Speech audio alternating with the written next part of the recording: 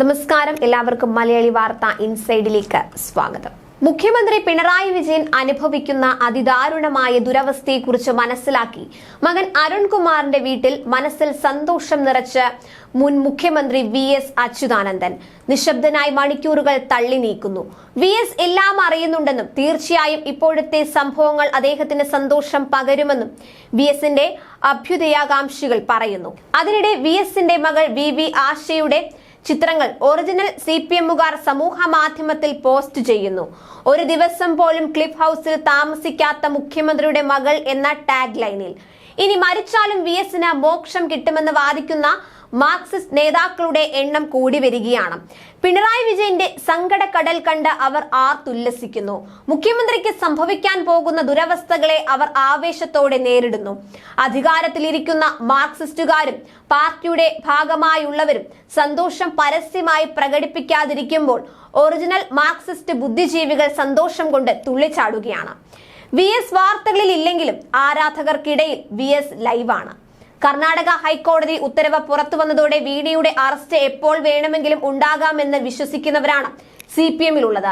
P ജയരാജനും KK ശൈലജയും പോലുള്ള പിണറായി ചീന്തിയെറിഞ്ഞ നേതാക്കൾ സന്തോഷം പരസ്യമാക്കാതെ പുതിയ വാർത്തകൾക്ക് വേണ്ടി കാത്തിരിക്കുകയാണ്. അതിനിടെ വന്നുചേരുന്ന കാട്ടാന ആക്രമണത്തിന്റെ വാർത്തകൾ അവരെ അസ്വസ്ഥരാക്കുന്നു. ആളെ കൊല്ലി കാട്ടാന വീണ വിജയന്റെ വാർത്താ ഇടങ്ങൾ തട്ടിയെടുക്കുമോ എന്ന ഭയമാണ് CPM നേതാക്കൾക്കുള്ളത്. എക്സാലോജിക് നടത്തിയത് ഗുരുതര ക്രമക്കേടെന്നും SFIO അന്വേഷണം നിയമപരമെന്നും ജസ്റ്റിസ് M നാഗപ്രസന്ന വിധിയിൽ പറഞ്ഞതോടെയാണ് ആനന്ദം ഇരട്ടിയായത്. വിധിയുടെ വിശദാംശങ്ങൾ പുറത്തു വന്നപ്പോൾ അത് ഏറ്റവും അധികം പ്രചരിച്ചത് CPMന്റെ സൈബർ ഇടങ്ങളിലാണ്. ഒരു നേതാവിന്റെ വീഴ്ച ഇത്ര പെട്ടെന്ന് ഉണ്ടാകുമോ എന്ന ആശ്ചര്യമാണ് നേതാക്കൾക്കും പ്രവർത്തകർക്കും ഉള്ളത്.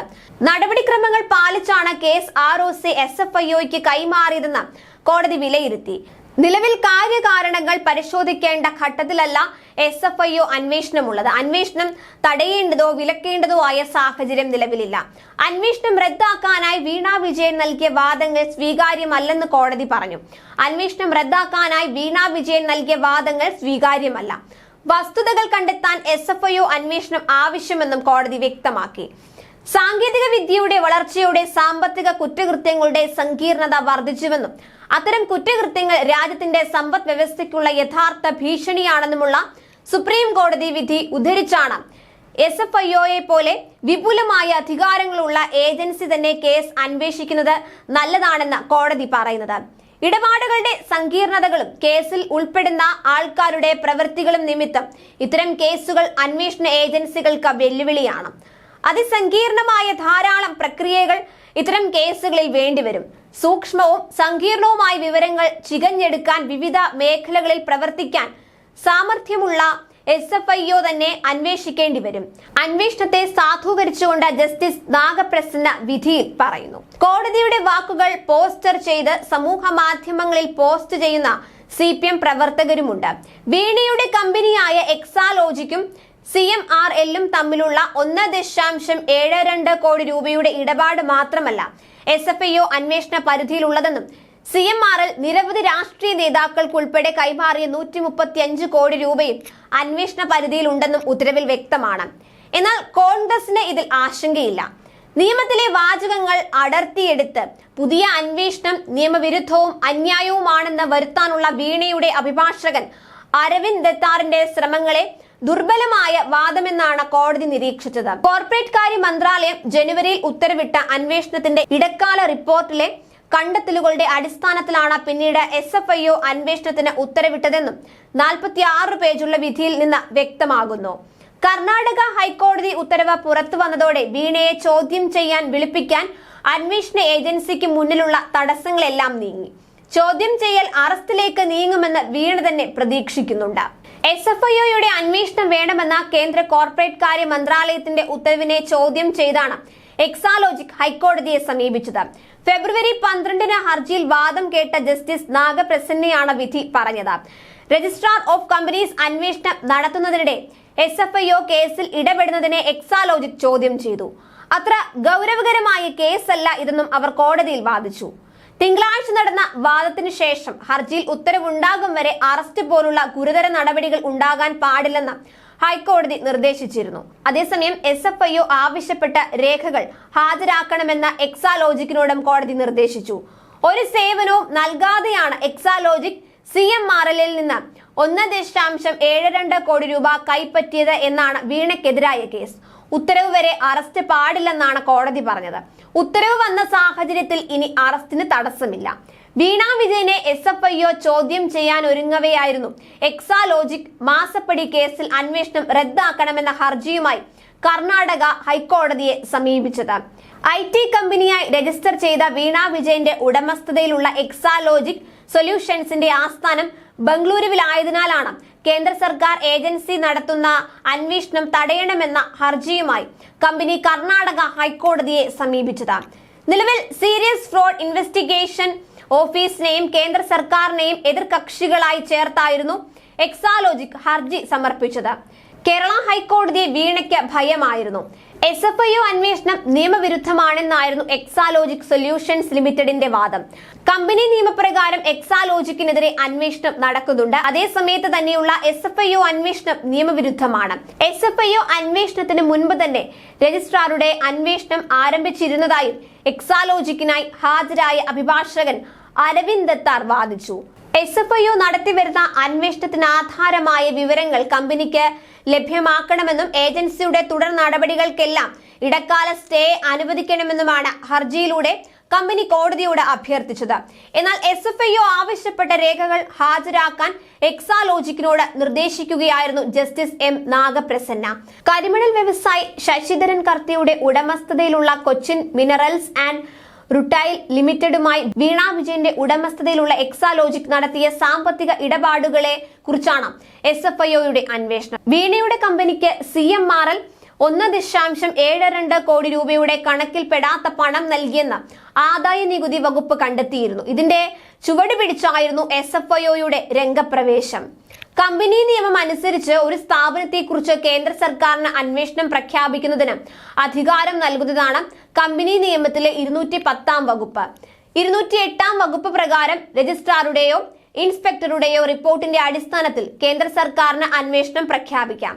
ഇതിനു പുറമെ കമ്പനിയുടെ കാര്യങ്ങൾ അന്വേഷിക്കേണ്ടതുണ്ടെന്ന് കമ്പനി പാസാക്കിയ ഒരു പ്രത്യേക പ്രമേയം ആവശ്യപ്പെടുന്ന സാഹചര്യത്തിലും പൊതു താൽപര്യത്തിന്റെ അടിസ്ഥാനത്തിലും അന്വേഷണം നടത്താൻ കേന്ദ്ര സർക്കാരിന് അധികാരമുണ്ട്.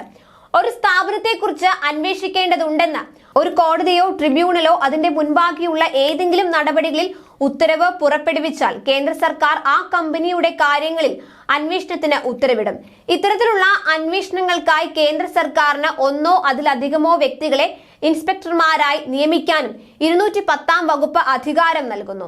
കമ്പനി നിയമം 210 വകുപ്പിലെ വ്യവസ്ഥകൾക്കപ്പുറം ഒരു കമ്പനിയുമായി ബന്ധപ്പെട്ട് ഗുരുതരമായ തട്ടിപ്പ് അന്വേഷിക്കേണ്ടത് അത്യാവശ്യമാണെന്ന് കേന്ദ്ര സർക്കാർ അഭിപ്രായപ്പെടുന്ന സാഹചര്യത്തിലാണ് ഇതേ നിയമത്തിലെ 212 വകുപ്പ് പ്രകാരമുള്ള സീരിയസ് ഫ്രോഡ് ഇൻവെസ്റ്റിഗേഷൻ ഓഫീസ് അന്വേഷണം ആരംഭിക്കുന്നത്. കമ്പനി നിയമം വകുപ്പ് 208 പ്രകാരമുള്ള രജിസ്ട്രാറുടെ നിർദ്ദേശം ഉൾപ്പെടെ 210 വകുപ്പ് പ്രകാരമുള്ള സാഹചര്യങ്ങൾ പരിശോധിച്ച് കേന്ദ്ര സർക്കാരിന് അന്വേഷണം പ്രഖ്യാപിക്കാനാകും. ഈ വകുപ്പ് പ്രകാരം കുറ്റം ആരോപിക്കപ്പെടുന്ന വ്യക്തിയെ ജാമ്യത്തിലോ സ്വന്തം ബോണ്ടിലോ വിട്ടയക്കുന്നതല്ല. അതായത് നിയമപ്രകാരം വീണയ്ക്ക് ജാമ്യം കിട്ടില്ലെന്ന് ചുരുക്കം. SFIOയ്ക്ക് കേന്ദ്ര സർക്കാരിന് ഇടക്കാല റിപ്പോർട്ട് സമർപ്പിക്കാം. അന്വേഷണം പൂർത്തിയാകുമ്പോൾ അന്വേഷണ റിപ്പോർട്ടും കേന്ദ്ര സർക്കാരിന് സമർപ്പിക്കും. കേന്ദ്ര സർക്കാർ ഏതായാലും പിണറായിയെ സഹായിക്കാൻ പോകുന്നില്ല. ഇപ്പോൾ കേന്ദ്ര സർക്കാരിന്റെ കയ്യിൽ നിന്നും കാര്യങ്ങൾ പോയിരിക്കുന്നു. കർണാടക ഹൈക്കോടതിയിലെ അപ്ഡേറ്റുകൾ കൃത്യമായി കേരളത്തിൽ എത്തിക്കുന്നത് VSന്റെ സുഹൃത്തുക്കളാണ്. VSന്റെ IT വിംഗ് സുശക്തമായി രംഗത്തുണ്ട്. 100 തികഞ്ഞ VSനെ പൂർണ്ണമായി അവഗണിക്കാനാണ് CPM നിർദ്ദേശിച്ചത്. ഇതാണ് പ്രവർത്തകരെ ഏറ്റവും ഒടുവിൽ വേദനിപ്പിച്ചത്. മുതിർന്ന നേതാവിന്റെ ജന്മദിനം സംസ്ഥാനാടിസ്ഥാനത്തിൽ ആഘോഷിക്കണമെന്ന പാലക്കാട്ടെ സഖാക്കളുടെ നിർദ്ദേശമാണ് CPM തള്ളിയത്. ഒടുവിൽ പാലക്കാട് ജില്ലയിലെ മുണ്ടൂരിൽ ഒരു കൂട്ടം സഖാക്കൾ ജന്മദിനം ലളിതമായി ആഘോഷിക്കാൻ തീരുമാനിച്ചു. അവിടെയും പാർട്ടി പാരവെച്ചു. VS അച്യുതാനന്ദന്റെ 100ാം പിറന്നാൾ ആഘോഷത്തിൽ നിന്ന് മുൻ PA സുരേഷിനെ ഒഴിവാക്കണമെന്ന നിർദ്ദേശം നൽകിക്കൊണ്ടായിരുന്നു കളി. VSന്റെ സന്തത സഹചാരിയായിരുന്ന എ സുരേഷിന്റെ പേരൊഴിവാക്കി പുതിയ പോസ്റ്റർ ഇറക്കി. വിഭാഗീയതയുടെ പേരിൽ പാർട്ടിയിൽ നിന്ന് പുറത്താക്കപ്പെട്ട വർഷങ്ങളായിട്ടും എന്തിനാണ് ഇത്ര വിരോധമെന്ന് അറിയില്ലെന്ന് സുരേഷ് പ്രതികരിച്ചു. VSന്റെ മകളുടെ ചിത്രം സുരേഷും സമൂഹ മാധ്യമത്തിൽ പങ്കുവച്ചിരുന്നു. മുണ്ടൂരിലെ CPM അനുഭാവികളുടെ സംഘടനയായ കളേഴ്സ് ഓഫ് മുണ്ടൂർ VSന്റെ പിറന്നാൾ ആഘോഷം സംഘടിപ്പിച്ചു. VSന്റെ PA ആയിരുന്ന എ സുരേഷിനെ പരിപാടിയിലേക്ക് ക്ഷണിക്കുകയും പോസ്റ്ററിൽ പേര് വയ്ക്കുകയും ചെയ്തിരുന്നു. സുരേഷിനെ കൂടാതെ A Prabhakaran MLA, CPM Palakkad ജില്ലാ കമ്മിറ്റി അംഗം PA Gokuldas, Mundur area secretary CR Sajeev എന്നിവരുടെ പേരും ഉണ്ടായിരുന്നു. വിഭാഗീയതയുടെ പേരിൽ പാർട്ടി പുറത്താക്കിയ സുരേഷിനെ പരിപാടിയിലേക്ക് ക്ഷണിച്ചതിൽ ജില്ലയിലെ ഒരു വിഭാഗം നേതാക്കൾക്ക് അതൃപ്തിയുണ്ടായിരുന്നു. മുണ്ടൂരിലെ നേതാക്കൾ പാർട്ടിയിൽ നിന്ന് പുറത്താകുമെന്ന അവസ്ഥയിലാണ് സുരേഷിനെ ഒഴിവാക്കിയത്. സംസ്ഥാന നേതാക്കളാണ് ജില്ലാ നേതാക്കൾക്ക് ഇത്തരം ഒരു നിർദ്ദേശം നൽകിയത്. ഇതോടെ സുരേഷിനെ ഒഴിവാക്കിക്കൊണ്ട് തീരുമാനം വന്നു. അതേസമയം സംഭവം പാർട്ടിയുടെ അറിവോടെയല്ലെന്ന് CPM ജില്ലാ നേതൃത്വം വ്യക്തമാക്കി. മാധ്യമങ്ങൾക്ക് വാർത്ത ചോർത്തി നൽകിയതിന്റെ പേരിൽ വർഷങ്ങൾക്ക് മുൻപ് പാർട്ടിയിൽ നിന്ന് പുറത്താക്കപ്പെട്ട സുരേഷ് മടങ്ങി വരാൻ CPM സംസ്ഥാന കമ്മിറ്റിക്ക് അപ്പീൽ നൽകി കാത്തിരിക്കുകയാണ്. ഏതായാലും രോഗാതുരനായ VSനെ ഇപ്പോഴും അപമാനിക്കുന്ന പിണറായിക്ക് പണി കിട്ടിയതിൽ സംപ്രീതരാണ് VSന്റെ സുഹൃത്തുക്കൾ.